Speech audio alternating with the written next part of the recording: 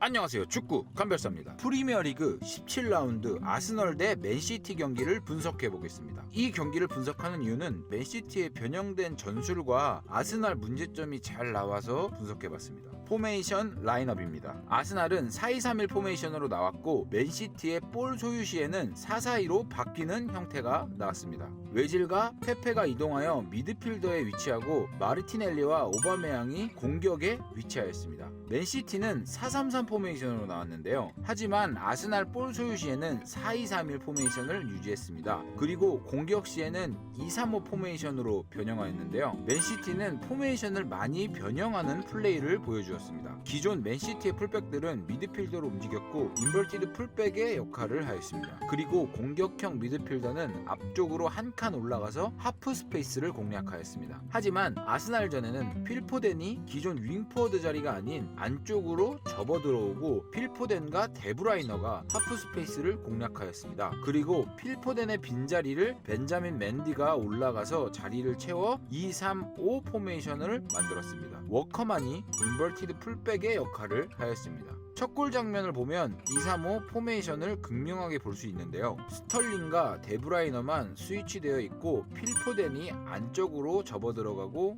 맨디가 올라와 있는 것을 볼 수 있습니다. 앞쪽에 공간을 본 페르난지뉴는 공을 가지고 올라가 스털링에게 공간 패스를 합니다. 볼을 잡은 스털링은 왼쪽 하프 스페이스까지 올라갑니다. 컷백으로 내어주고 오른쪽 하프 스페이스로 들어오는 데브라이너가 가볍게 인사이드로 마무리해주는 모습입니다. 여기서 킬링 포인트는 데브라이너의 빠따가 아니고 슈팅을 안 맞으려고 엎드리는 스털링입니다. 스털링도 데브라이너 빠따가 아픈 건 아는 거죠. 전략입니다.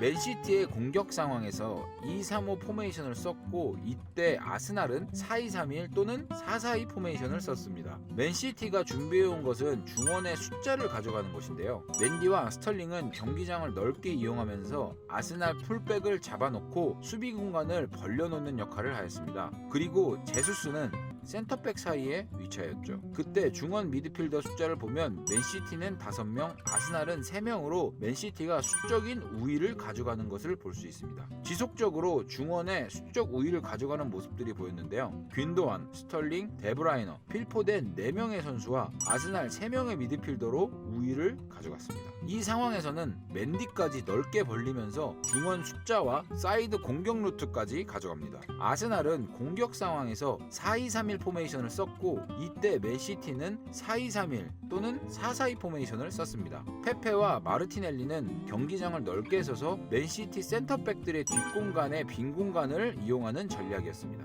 아스날의 첫 장면에도 이와 비슷한 장면이 나왔지만 에데르송 키퍼에 막혔죠. 오바메양, 마르티넬리, 페페를 이용해서 뒷공간 킥을 때려 넣습니다. 하지만 아스날 전략에는 2개의 치명적인 결함이 있었습니다. 첫 번째 결함은 맨시티 두 번째 골에 극명하게 나타나죠. 로드리가 3명의 아스날 선수에게 둘러싸여 있는데 필포덴에게 패스를 해줍니다. 볼을 받은 필포덴은 빠르게 전진하면서 간결하게 데브라이너에게 주고 데브라이너는 제수스에게 패스를 주고 전방으로 뛰어갑니다. 데브라이너에게 다시 온 패스는 3명의 아스날 수비수가 붙지만 가볍게 낮게 깔린 크로스를 하고 스털링이 논스톱으로 마무리해줍니다. 어떤 치명적인 결함이 있는지 보셨나요? 바로 라인 간 간격입니다. 로드리가 패스할 때 전방에 5명의 아스날 선수가 있습니다. 필포덴이 치고 나가면서 데브라이너에게 패스를 줄 때 간격이 보이시나요? 공수 간의 간격이 넓으니 맨시티의 공격 작업이 수월하고 아스날은 수비하기 어려운 모습입니다. 공수 간격이 벌어지면서 공격에 올라간 선수들이 수비로 돌아오는 것은 늦어지고 맨시티의 공격 작업은 빠르게 진행되었습니다. 지속적으로 라인 간 간격이 넓은 모습을 보여주었네요. 두 번째 결함은 페페 대 맨디입니다. 아스날은 맨시티전에서 사이드로 치중하여 공격하였습니다. 오른쪽이 39%인 것을 알 수 있네요. 오른쪽엔 페페가 있었습니다. 수비 시에는 맨디가 맨투맨으로 페페에게 붙었습니다. 볼이 못 가게 아이에 붙어 있었죠. 오른쪽으로 공격은 시도하지만 주요 공격원인 페페가 묶여 있으니 공격 작업이 쉽게 이루어지지 못했습니다. 이렇게 아스날은 전반에만 3골을 넣은 맨시티에게 0-3으로 패배하고 말았습니다. 데브라이너입니다. 데브라이너는 아스날전 MOM을 받았는데요. 2골 1관여를 하며 게임을 끝내버렸습니다.